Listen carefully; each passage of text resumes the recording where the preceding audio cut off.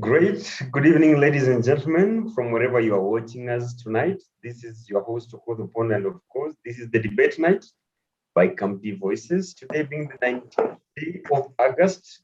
We are still in the month of August, and as we promised you, we are covering the topic of governance, leadership, and politics in general in the month of August. And also, as we promised, that we are also trying to diversify the program that we are bringing to you, so that we encourage as many as open conversations as possible. We'll be doing a debates, we'll be having open forum discussions, and of course also we'll be doing a head-to-head or a one-on-one like the ones we are doing here with our guest tonight. And tonight, the topic of discussion is community mobilization. What is community mobilization? That's what we want to know tonight. Who are the community mobilizers? If you call someone a community mobilizer, who is this person? How does it happen? What are some of the issues of interest which are covered with the community mobilization? And in which specific regions are these things happening? Joining us on this discussion tonight is none other than the gentleman that we promised to bring, and we announced it last week as the founder of Kibesco. Kibesco means Kibera Educational, Social, and Cultural Education. Mr. Francis here is a leadership coach, he's a motivational speaker, a youth mentor, investment consultant. Above all, he's a servant of God. You know, we are the people and the voice of the people. We are told the voice of God. So he comes in as a servant of God. Let me welcome my guest tonight, and of course, with you all who are joining us in the virtual hall here. Karibuni sana, those watching from home, from wherever you are, whether you are traveling, you are in hospital, you are working, welcome to the show. Mr. Francis, karibu sana. Thank you. Welcome to the show. Okay. I know you've been watching our shows from a distance, but today we are with you one-on-one. How do you feel? I'm very much grateful. In fact, I feel honored and I'm humbled to be here on this platform to share with you the important issues that we've been sharing concerning the society and man and its development at large. Okay. So maybe just a quick one, even before we come to community mobilization, to understand what community mobilization is. What is Kibesco? And what does Kibesco do? Kibesco is an acronym which stands for Kibera Educational, Social, and Cultural Organization. Okay. This organization, Kibera Educational, Social, and Cultural Organization. Acronym of Kibesco. Okay. This is an organization that actually was started as a CBO. Its aim was to improve the social status. Francis, we lost you. Kindly unmute. Okay. There's an interruption, sorry. And so this organization, I started it after I got a message from God.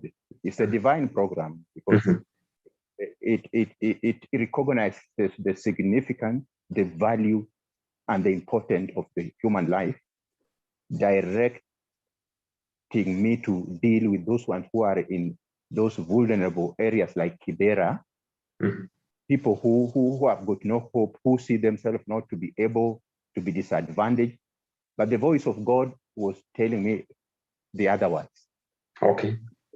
From that voice, it was telling me, my son appointed you to go and serve me in the urban slab. And then it was a vision. I saw myself elevated at the junction of Woodley, facing the Kibera slums.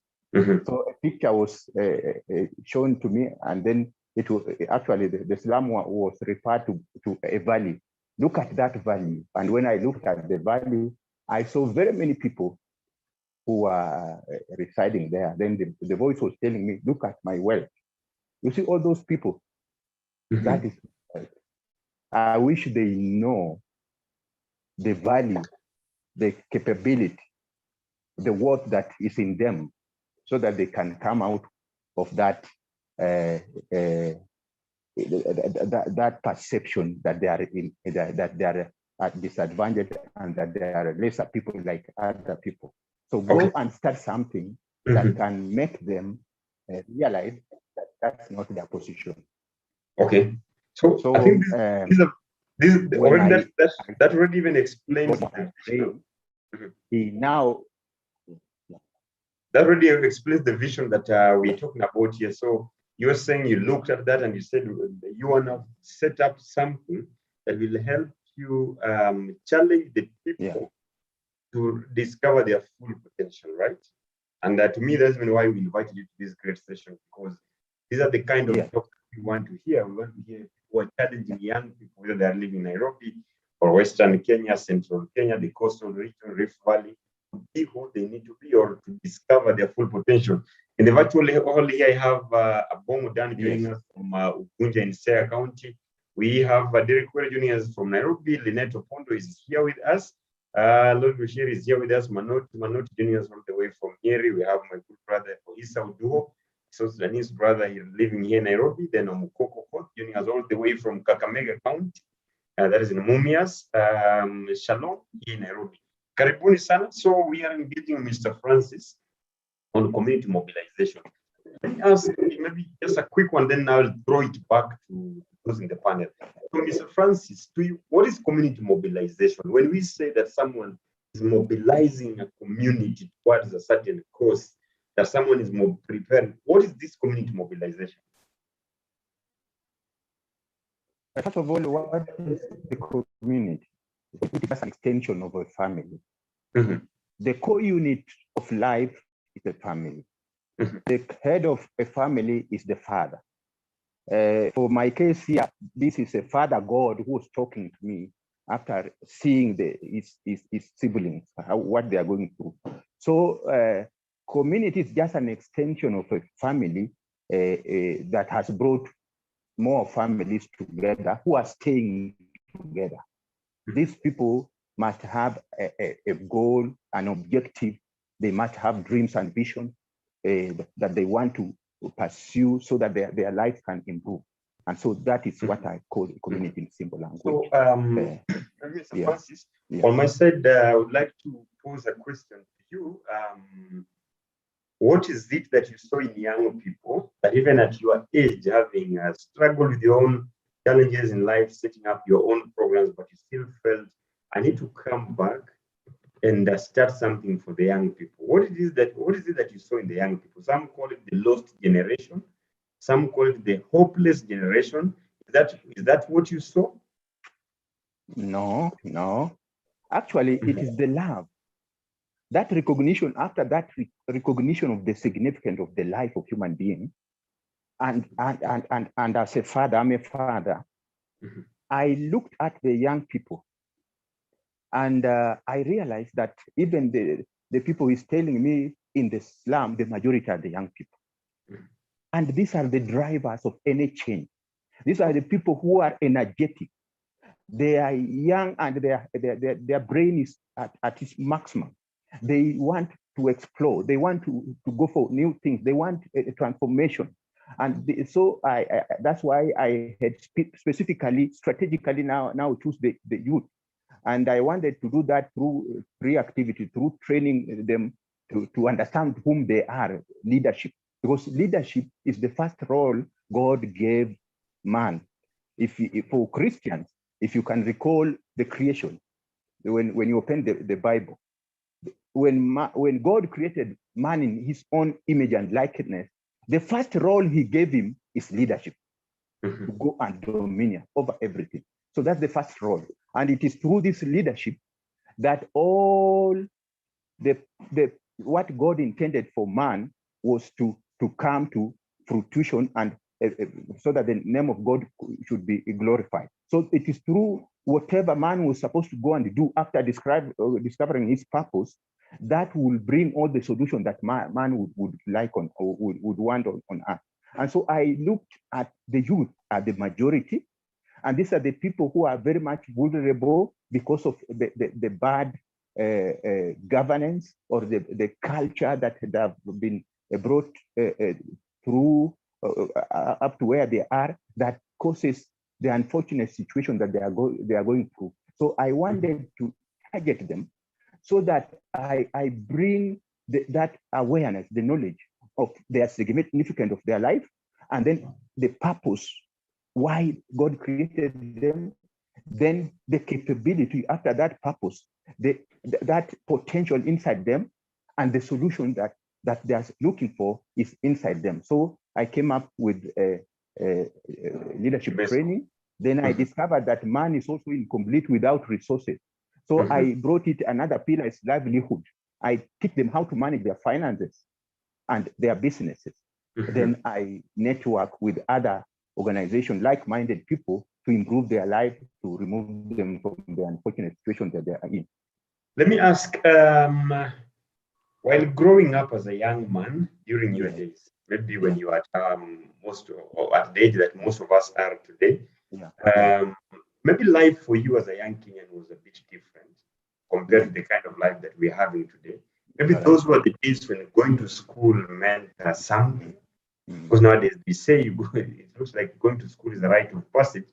Are you worried that the rate of unemployment, especially amongst young people, are you worried at the rate of idleness amongst young people, the inability of people to truly discover who they are, the ability of people to truly discover their purpose in life and even the purpose of education? Is this something that worries you?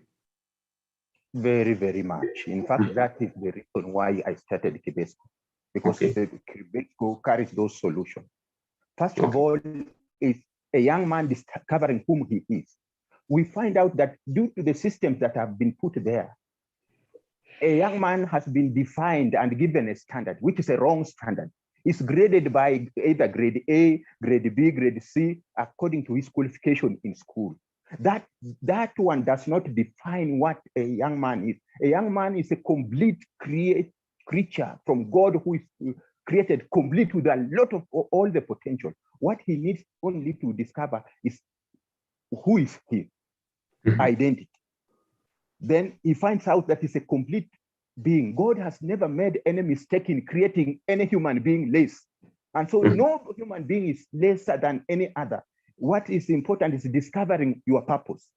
Because God has given different people different abilities and specialities. Discover your area and then work on that area. You'll find out that you are the Superman in that area. That is what is lacking according to the culture, the education system that was created by man, that is defining a person through intellectual capability, while everybody has got his area of specialization. So after that discovery, because of the system of education that has been put there, that has defined the careers, the white collar jobs, which are actually graded or put in a category of jobs, the normal jobs are less, and the population of the youth is quite a very big number. But every youth has got an ability in different area, and if they can be, minds can be switched, a mind shift. That's why I'm using Kibera education. I do the mind shift of the young people to realize that it's not all about academic qualification. Everything's inside them. It is, in fact, I call it leadership inside out. After you discover yourself and you get to know your potential and discover your area, don't look at Mr. Pond or so and so. If Mr. Pond is a lawyer, that is his area. If you are an engineer, that's your area. Go and do more exploit, study more in that field, and you will realize that Mr. Pondo, imagine this issue that people say that there's no enough resources. In fact, in God's language, there's nothing like that. God is not a fool to create human being and put you on earth, and then you come and say that there are not enough resources for you. Every human being that is created, that has got life inside him, God brings him on earth, and he has given him mental capacity to come and create. Because a human being is an extension of God. He's supposed to create, so that as the population is added, like now we are over 7 billion people on earth, those more brains are bringing more creation so that they create things that are supposed to serve man. So that is where the problem is. Our governance, our people who are on those seats, the authorities, the policies that we have set have necessitated the unfortunate situation of unemployment, therefore making most people want to change to the base code. Yeah. Wonderful, wonderful. I now want to open it straight to the floor. Those who are in the virtual hall here, not just to ask Mr. Francis a question, but also to propose or just to share some of the ideas on what we're talking about community mobilization. Because the question, the most important thing is that we are the majority in this country.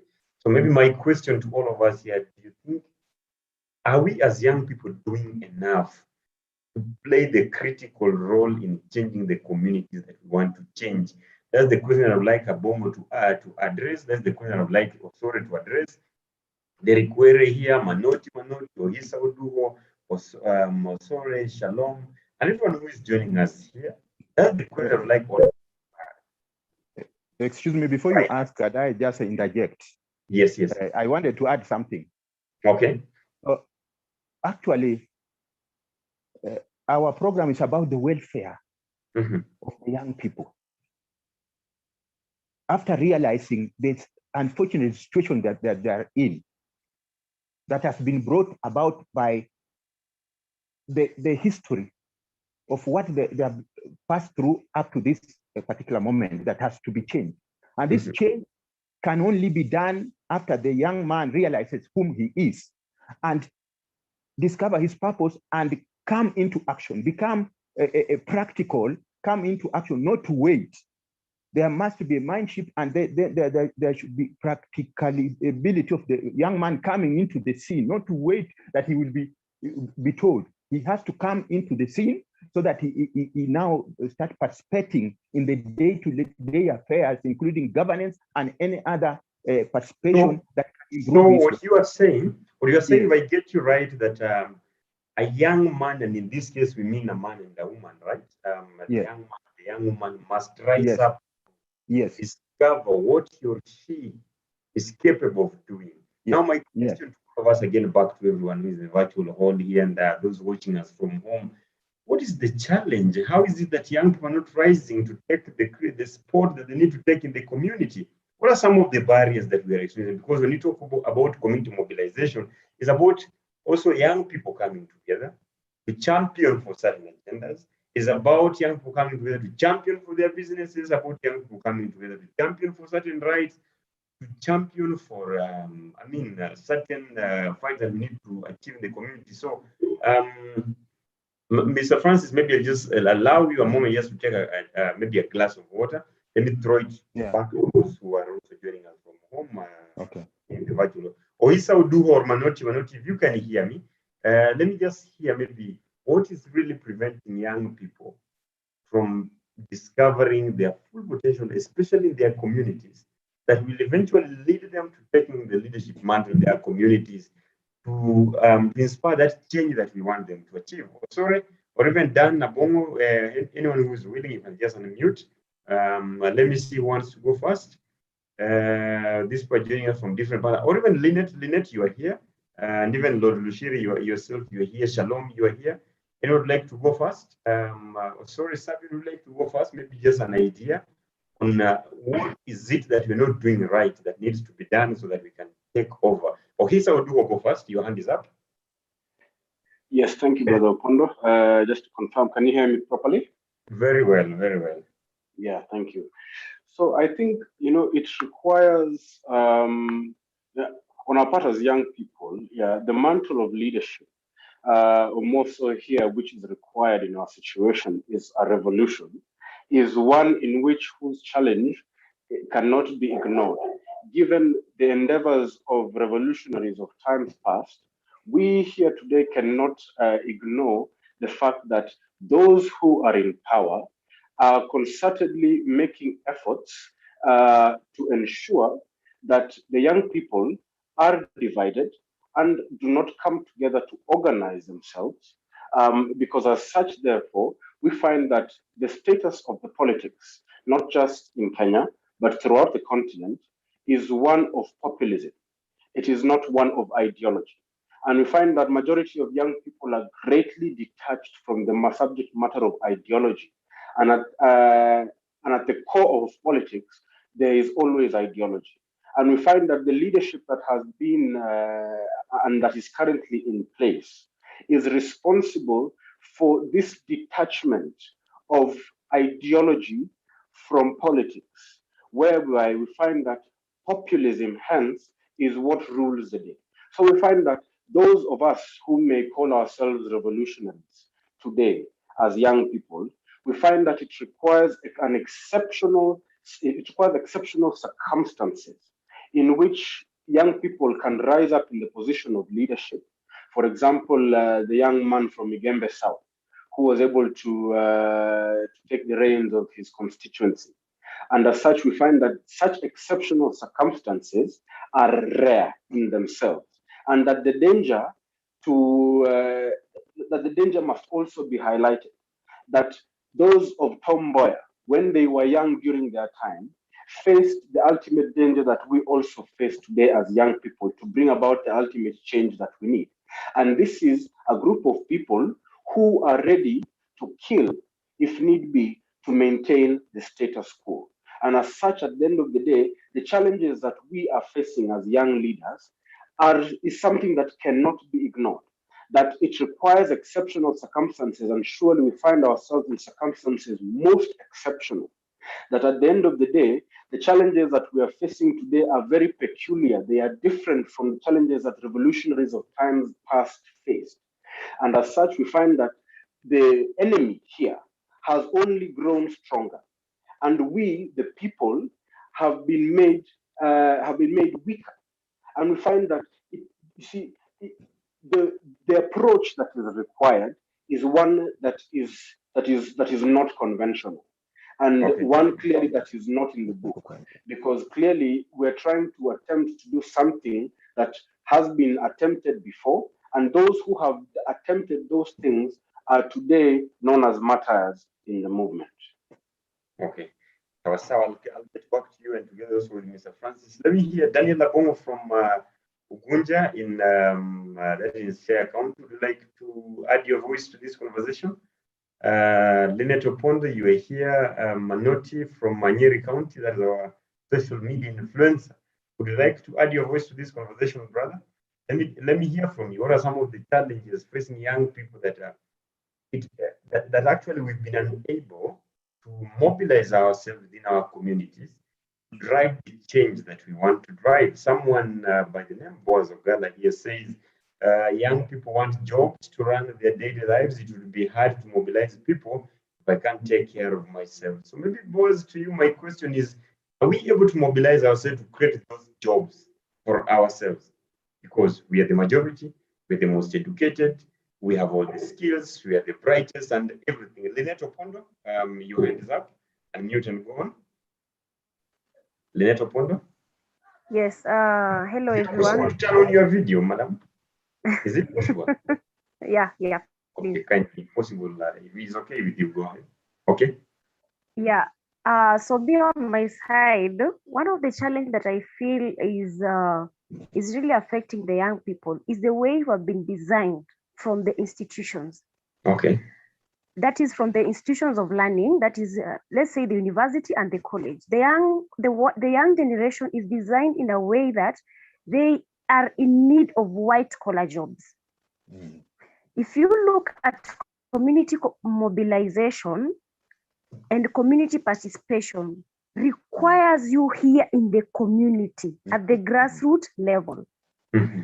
Then now, the way you have been designed to be in the white-collar jobs, the young people, majority of them do not want to associate with the community. Reason being, number one, sometimes, for example, look at a scenario where somebody is in Kibera, and now because of the desire to be in the white-collar job, they again detach themselves from Kibera. Mm-hmm. So you get that even now the community mobilization in the young people become a difficulty. So then a question just comes in. If now we are the ones who are in the slum or maybe in the community, then we detach ourselves from that community. Will there be something like community mobilization? No. Then that becomes a challenge right now. The young people are away from the community mobilization, leaving it to the older generation. And we are the ones who are to make change. So that is a challenge that I think is affecting the young people, the way our institutions have designed us. Yes. Okay. That is Thank you so much. Thank you so much, Lynette. Where are you joining us from, Lynette? Yeah. Where are you joining us from? Yeah, I'm in Nairobi. Okay, thank you. Thank you. Abongo Dan joining us from Ugunja in Siaya County. Abongo Dan, karibu. Thank you very much, Steve, for hosting the. I think I want to call him a pastor because from what I have heard him share, he shares much from the background of Christianity. Oh, are you able to turn your video, sir? Yes, I can try. Okay, if possible. I can try from where I am. Okay. Is it so clear? No, that is okay, as long as we can see at least so that we know you own what you're saying.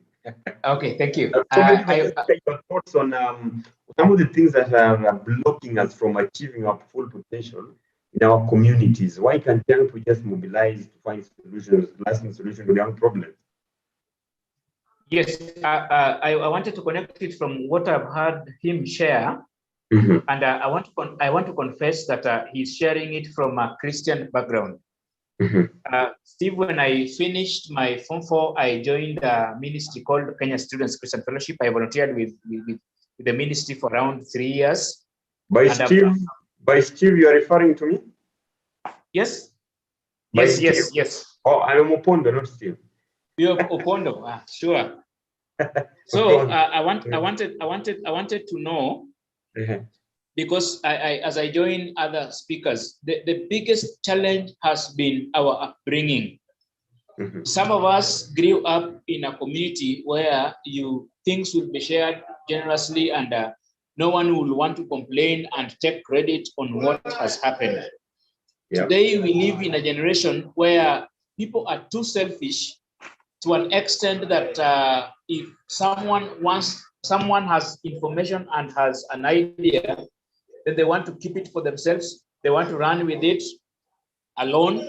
They don't want to engage other people. And so, as like, from where we come from, we say someone will not a lawyer. How do you interpret that? Someone will get above me and will take credit on what they do not need to take credit on. So I wanted to ask my brother Frank, how do we cascade this one to our communities down here, Mashinani, now with the devolution in place, so that we ensure, like what I am doing in Ugunja, everyone else is coming on board to help someone just because they want to buy. Okay. And it looks like charity.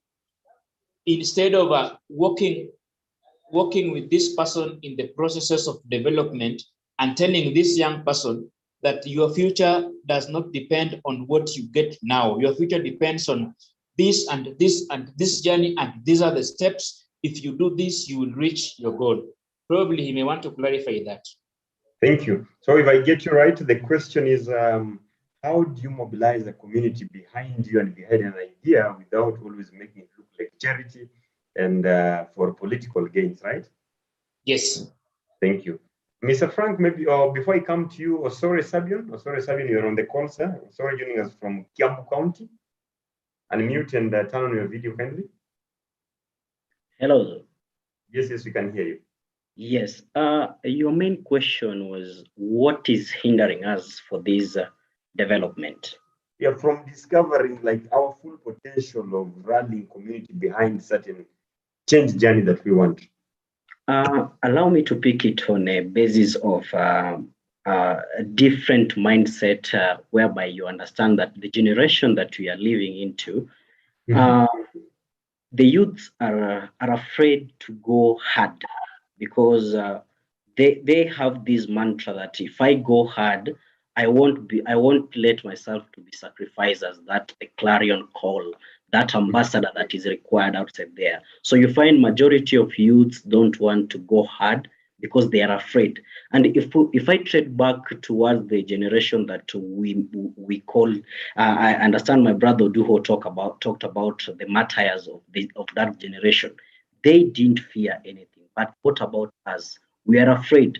The only part that you'll hear us communicating is behind the keyboards, behind our smartphones. There will be so much vocal. Mobilization will come there. You'll find that they have a lot of vocal or a lot of voice. They are so much of vigorant behind the smartphone, but reality on the ground, when you try to call them to police and so that they bring that absolute change, that change they are afraid of. There's nothing that can be done, or we can push into something that can be said into a greater achievement if youths, the new generation, the future leaders, the leaders of tomorrow are not ready to bite the bullet. That is where we are going wrong. So even if we say that we want to trade back to the society and give them that jump start so that we have different or a better tomorrow, it won't happen until this generation are ready to take that change by themselves. That is my So point. in short, oh, sorry if I get you right, you're saying we are cowards? We are cowards. Okay, thank you. Yes. And that's a very good way to summarize it. Let me take it back to Frank because I don't see another hand up. Frank, as a father, community leader, mobilizer, leadership coach, and also a man of God. Are you worried about the kind of generation that is that we are raising right now? People say we are cowards, we're not willing to get ourselves in the journey of change. As Sabino Soro here stated that we are very strong on the keyboard, running hashtags on Facebook and Twitter. We're not willing to get out and go for what we want. Is that the truth?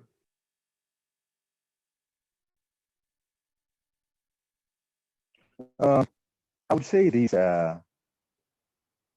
I can't blame the youth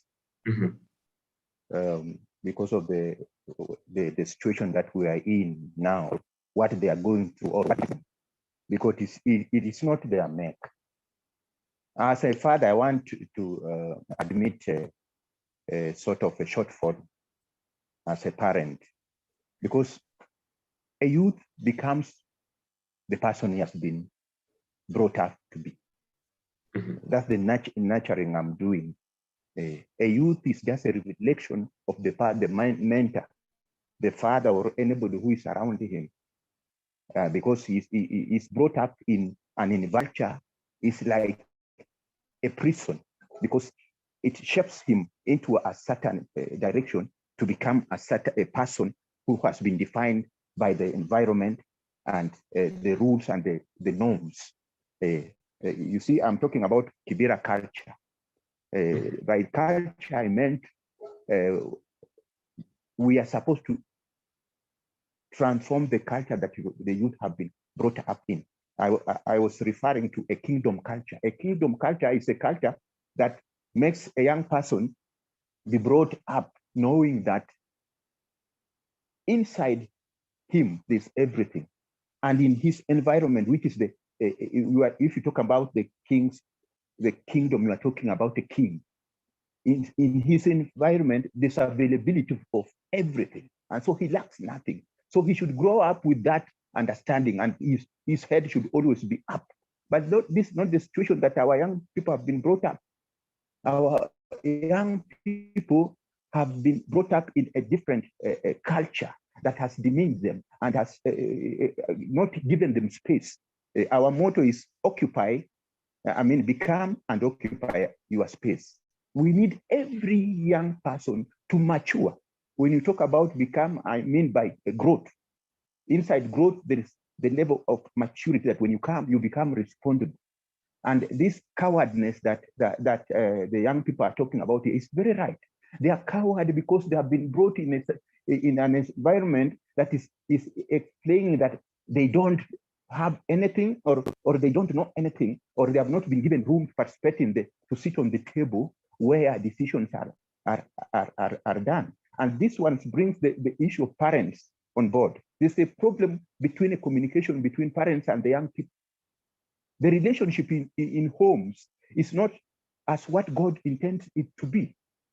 A relationship that has got no communication is dead ab initio. A communication is between two different parties. A spirit being like the father instructing to a lower being.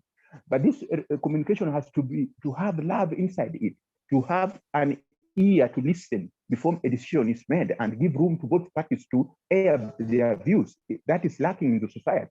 And so society has been made in a way that young people are not given room. And this has instilled fear inside them. They feel they are incomplete. They feel they don't know anything. The world has changed. We are in a different shift of situation in the world. Technology has gone so much. Young people are accessing a lot of things that we people, the old people, we did not use to access. So they are open to information, even more information than even the parents. So they are also supposed to be given room for their welfare or not. Now, coming back to the issue my brother was talking, I think from Kisumu, about selfishness. Gunja. It's the same thing. I'm going back. We have failed because when I was brought up as a kid, we used to have the rite of passage, because I'm dealing with youth who are from 13 years up to, teenagers from 13 years plus the youth up to 35 years. There used to be a rite of passage whereby when somebody gets after 18 years, he's sat down and be shown how life is after that. Like men used to go to the Simbas and the ladies used to go to the shows and they are told, but now this is not there. But young man has got a gadget. He's seeing everything happening in the whole world. And parents are very busy doing the economical activities because life has gone so much that they have no time to sit with their kids. So the kids are growing up just trying to do what I call trial and error because of what they are seeing. So they need direction. So, but because of what is happening, people have become so selfish that a child is no longer a member of the social community. Every family sees their child to be special rather than the other children in the community. And so this has brought a lot of selfishness. People are so hypocritical. Those people who are going into the offices, those ones who are sitting in the seats of authority, are not the authentic people. They are not faithful. And so they are misusing the resources which are meant to be the public resources. As an accountant, when I was young, I went to school and I took accountant as my course. I was in Strathmore College. I remember taking an oath because I was going to handle the biggest resources, which is money, on behalf of the public. So I was brought up, and my training actually trained me, cultured me to that when I go to an office, I must be faithful with the people's resources. These are resources that are going to be used to transform people's life. But that's not what is happening. People are not faithful. They don't want accountability. And so this has brought the strife. And this is the result of what we are seeing, unemployment. In Kenya, our university graduates are supposed to go to employment direct. I'm an accountant. I was in government. I'm talking from an experience. It's not just an information experience. I was in an office. I was an accountant, so a finance officer. And so I saw the money that is in government, the capability, the ability of the government financing the public goods like health, water, and education, whatever. The money is there. The budget that is every year read on behalf of the public. Do you know a third of it goes to the pocket of those people in those offices? And do you know Kenya is very much expensive as compared to our neighbor country because of inflation of prices? The tendering, the procurement is very much has been soiled with overpricing. And so these are the kind of people who are in office. And so this is why young people cannot get room. And unless young people discover that the number is their strength. The number is their strength that they can use to go to the ballot or to come out and demonstrate and make the whole nation stand still and transform this nation to where they want. if they are still waiting, then they don't expect any positivity. Because if you continue doing the same thing here in our app and you expect a different result, you are a madman. So that is my call. Let me ask you, because you talked about financial literacy and teaching about welfare of young people in general. The big elephant in the room right now is unemployment. Do you think with the brains that we have right now, the young people in different communities, whether they're in Nairobi, Mombasa, Kisumu, Eldoret, whichever the city or the town they're occupying, do you think we are capable of coming together, putting ideas together, turning them into activities that will eventually turn into jobs and employ ourselves? Is that something possible? Yeah, it is possible. So how can we do it, Mr. Francis? That's not the question. How can we do that? You can, this is possible, Mr. Upondo, and any young person who is listening to me. Mm-hmm. How is it possible? It's just a matter of believing in yourself and realizing that you have the numbers, and then coming up with ideologies. Actually, you are allowed to have different ideologies, but the goal should be one, that you want to transform your life and you want your welfare to improve. And unless you unite yourself and say that enough is enough, and then discard this culture of handouts, because that is what is dividing the youth. These few people, these few elites who are amassing all the state resources, they entrepreneuring, who are inflating, and then they take the money. They are talking about the youth fund. Who are the beneficiaries? You find some of the people, they have put their sons are the one who get this money, and they go back to the very, very few people. And yet there are very many youths who are capable, who are learned, who have got the skills, who, when given whom, they can be able to access this money. But it's not possible so long as they divide these people by giving them handouts. Don't worship handouts. Work hard, sweat, believe in self, believe and put your number together. Vote out these people. When somebody comes, like now, this is a period of election, everybody's coming up, even those people who where they come from, people don't know them. Now they are coming, looking, behaving as if they are so generous. Such a people should not believe, you should not a person from your village, from your county, from his, how he has been brought up. Is that home? Has it been hospitable? Or now they are just showing because they want the election? And most of the money they are using is the stolen money from the government. They are giving you, and then you make decision on to elect them. Election should not be based on the handout. It should be based on ideologies and the track record of these people who stays with you, who are actually your brothers and sisters, so that you make right decision and you refuse being divided because of tribal lines. Be one, love one another, look oneself as a brothers and sister, look generational, use the number, and then transform whatever you want in your wonderful. In the next few minutes, maybe now I'll ask you one question that is also very important. We can't leave this conversation without asking that question. The question on the young people being over 70% of the country, yet you still look at our parliament, you can't see them. I know we have young people in that parliament, but you can't feel them. You look at the BBI agenda, you don't see the faces of young people.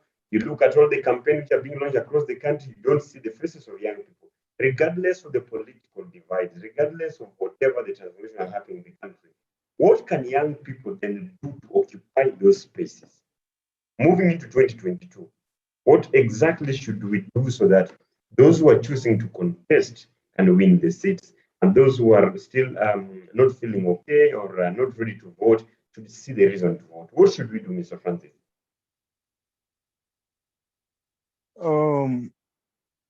What is important is, first of all, to discover your strength. Okay.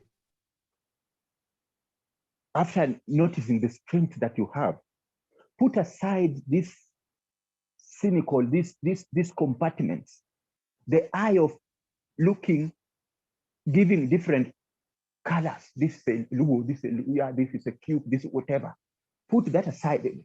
You must have a heart of brotherhood to each other.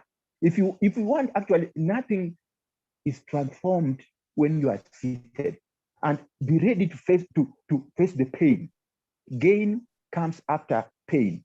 Be ready, because even the few people who are seated on this authority will not leave you do it just easily. Make a decision that we want change. That decision, come together. Unity is the first thing. Remove these tribal compartments.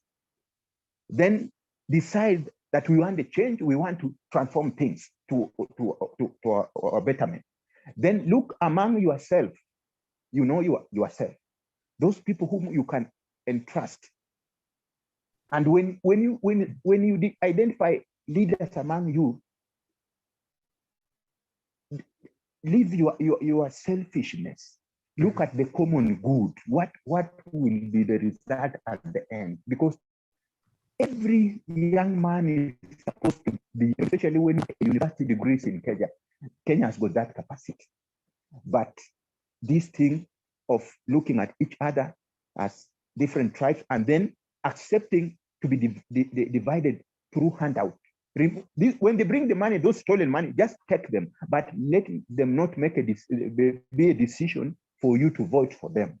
I think when you do this one, to start with, it will be painful, but with the time, you are going to turn this country upside down, and all that you are seeing happening today will be vice versa. A good example is somebody talked about session on Tom Mboya. Tom Mboya is the one who prepared the session on paper number 10, the first economical model of Kenya that started this nation. This nation has got brain, especially the young people. Even if you look at technology, Africa, we are number one. Young people are discovering a lot of innovations. But whatever they discover has no room to improve your life if you cannot take action. Take action. Don't fear. Be ready even to die. And then you will discover that everything is possible. Put brotherhood ahead and avoid immediate gain. Something to assist a longer period. Go through hardship first, mature, and then have a stand, and then you can have actually the solution at the end of everything. Wonderful. So what you are saying is that young people are capable of providing solutions in their communities, that we can be there for each other, we can address the challenges we are facing, the issues of crime, I think that we can mobilize and test out. Drug and substance abuse, we can mobilize and test out. The issues of inequalities in communities, we can drive, we can together mobilize and test all these out. And above all, that we can together rise and even lead our communities at the political level. I think that's a very good way to come to the end of this conversation. But before we come to the end of this conversation, just to remind you that we are live on our YouTube channel, that is the CAMD Voices, and keep subscribing to our channel, our YouTube channel, because this is where we bring all these great conversations. We promise to be bringing you a one-on-one. That's what we are doing today. We promise to be bringing you open forum discussions. That is what we've been doing. We promise we're bringing you debates. There is a team versus a team. That's exactly what we are doing. And of course, I would like to note something before you finish. We'll also be bringing you debate just between people. But of course, before we come to the end of this conversation, I want to give it to Frank, also just to give us his closing remarks, and also let us know how we can be part of Kibesco, not just in Kibera, and also be part of so many other Kibescos in our different communities. Mr. Frank, maybe 1 or 2 minutes for you can. That's what I wanted to ask. Excuse me. Yes, Apollo. That's what I wanted to request Opondo. Yes. That as he does his closing remarks, can we cascade this down to our people down here? Yeah. One, with the focus of making young people be in leadership, and how do we mobilize so that we ensure that young people not strain but become part and parcel of development? Because devolution is one of the best things we have. Thank you. Okay. Wonderful.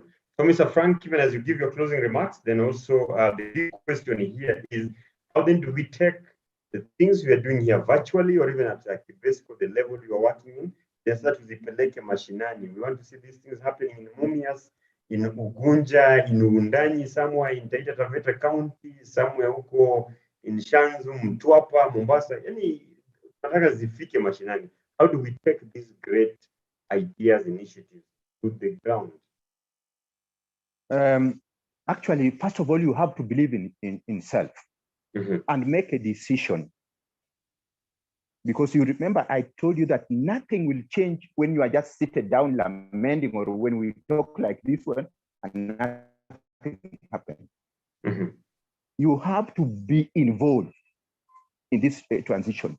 First of all, for example, when I was a young man, I actually saw these things even when I was a young man. I've even invited as a member of parliament in the year 1997.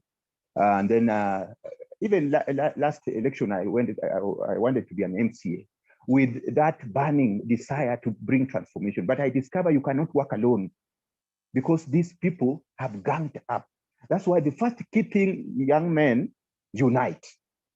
If you are expecting any betterment for your welfare to improve, for you people to get into the system, occupy your space. How do you occupy your space? First of all, you have to discover whom you are. Believe in self. Then know that you have the potential to change. Then see that strength of the number that you have. Make good use of that number. In what I do in Kibesco, I purposely took to train leadership because I discover leadership is life. Leadership defines people's welfare. Leadership defines destiny. Leadership makes a person wholesome. The valueness I was talking about, the significance, the worth of man is in the leadership. When you elect a very poor leader or a blind leader, you will all go to the pit. But when you elect a leader who has got the heart of the people, because a leader is a carer. A leader must be a servant.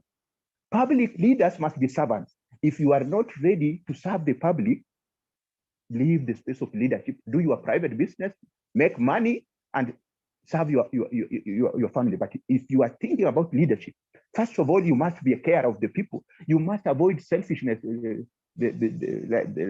like what my brother was talking about. You must be a selfless person. Your concern must be the public.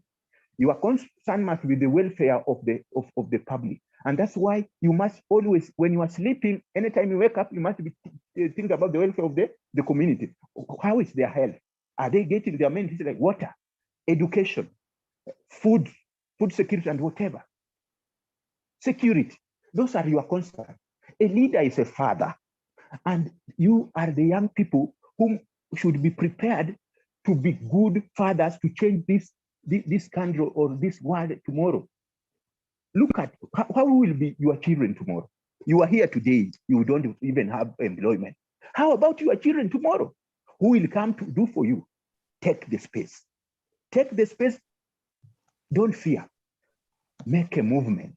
When you unite, you'll shake any type of government. And when the big number, even some few leaders, if they are in front, even if when they arrest you, the majority will force the government to release you. With the time, do it civilly. Civilly. Don't use a lot of criminal activities, but talk nicely. You are people who have gone to school. You are knowledge. Put communication properly. Put reason on paper. Come out and tell the government that you are there, you know what they are doing, and you don't like it. Propose solutions. Be accountable. I left the government prematurely before my retirement because of my stand. I'm somebody who's an orphan who was brought from a Christian background. When I did accountants, I found accountants is about accountability and transparency. So I thought that is the way. But when I went to government, I got a rot and I got a total deception. They are misusing public funds for their private and leave our boys and our young people unemployed. And yet the government has got the ability. The central bank Even the money, they are not accounting for the money, the budget that is normally being given every year. Every year, they don't spend all the money they read as the budget. Where does the balance that remains unreported go to from independent up to date? These are the loopholes that you people should transform. You must be truthful in your dealing. You must be accountable, you yourself, so that you can, because you cannot give what you don't have. Work hard, be truthful, demand accountability, and then change will come. Unite, and it's just a matter of time. Don't rush, don't be fearful. When you have the big number, nobody will push you. In Kibesco, I chose leadership because I discovered leadership is life. You want to transform people's life, change their mind. So I changed their perspective by transforming their mind to make them know that inside them, there's everything that they want. The solution they are looking for outside is inside them. Let them discover themselves. Let them go out, make a decision, and everything is going to happen. I do that by, in fact, I want to invite any young person who is aspiring to be a leader. And in fact, I'm going to start a program which is known as Leadership 24/7. Now we are in a campaign in a period. Every Tom and Dick and Harry coming up to look for employees. We shall invite them to tell us whom they are, what they have for the nation. We shall interrogate the community where they come from, whether they know them, so that these corrupt people should be kicked out from the office, so that our Kenya can improve, so that you people, everybody who has gone to school and has a skill, must get a space to fit in. So that is everybody is invited. If you are aspiring, in fact, I'm going to start a sort of a talk show every week on leadership. So come on board. Come on board so that we change the nation. Wonderful. Mr. Francis, asante sana for joining us. Let me tell you, the passion that you're talking with, just how in your mind, bado kuna sisi at heart. I mean, you have the young people at your heart, and everything you're talking about, you're no longer talking about making your own wealth, because anyway, you are an age that you are just choose to say, you know what, let me go out and now make my own wealth. It is enough with this corrupt government and all that. But thank you so much for joining us today, and I promise we'll invite you again and again. It's something that I'm about to do here that we've never done before to anyone, and I want us to do it to you because you're very special. You accepted our invitation and you are here with us. Mr. Ohisa Uduho, whatever point you wanted to give, don't give it now, please. What I want you to do, just turn on your mic, Mr. Uduho, and also Lynette Opondo, if you can hear me, turn on your mic and your video. If Mr. Uduho, you were to give a vote of thanks in 1 minute, just a vote of thanks to Mr. Francis. I know it's an ambush. And even Lynette, please, Ohisa, do it. As Frankie is like a father to us, and he contested in constituency back in the Western Kenya. He's in Nairobi, and right now he is in a journey to transform young men to be people, young women to be people who will move this kind of the direction that we want it to go. Should I start with the duo, just in a minute, a vote of thanks, then Lynette, a vote of thanks, then we call it a day? Much obliged. So on behalf of all young people, I would like to sincerely pass my gratitude to Mr. Frank, that he is an example of those among his generation who are standing up against the status quo, acknowledging that as of now, it is their generation that is in power, and that the solution to the problem that exists today lies in the youth, and that concerted effort must be placed on the youth in order to develop the leadership of tomorrow. And this concerted effort must be clearly based on the issue of politics, because then can we only seize power and change policy. And if anything, this is something that Mr. Frank is dealing right, is hitting the nail on the head. And I believe this is something that is quite unique, something that we're not always encountered with.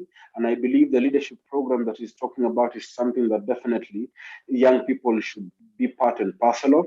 For surely, I believe this is surely revolutionary. This cannot is surely revolutionary. It cannot unless as such. Thank you, Ohisa Uduho, Lynette. Thank you, Ohisa Uduho, Lynette. Yes, thank you so much, Franz. thank you so much, Frank, for joining us this evening.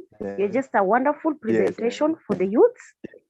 Yeah, and maybe just to say that the youth, let us take the mantle. Let us stop the spirit of jealous. Let us take the mantle and involve other youth in all the activities that are there, because I think one of the problems also is the jealous that you have inside us. If you're having the jealous, you don't want to invite your friend. So where are we moving? So let us take the mantle, and together with Frank, I know we are going to make it to greater heights. Thank you. Asante sana Lynette, asante sana Wisdom for your kind remarks and everyone who joined us. Mr. Francis, we're wishing you well. Francis, we're wishing you well. I hope you will accept our invitation another time we will invite you. Yes, thank you. Thank you very much. I feel very good being with the young people. This is the area that God has given me to deal with. This is my purpose. And I see my work, I'm thinking about the young people and how they are working to perform this work. God is waiting for what is in you. Okay, wonderful. To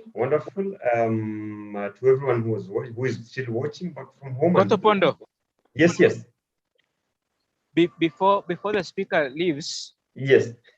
Kindly appreciate him for us. Appreciate him for us.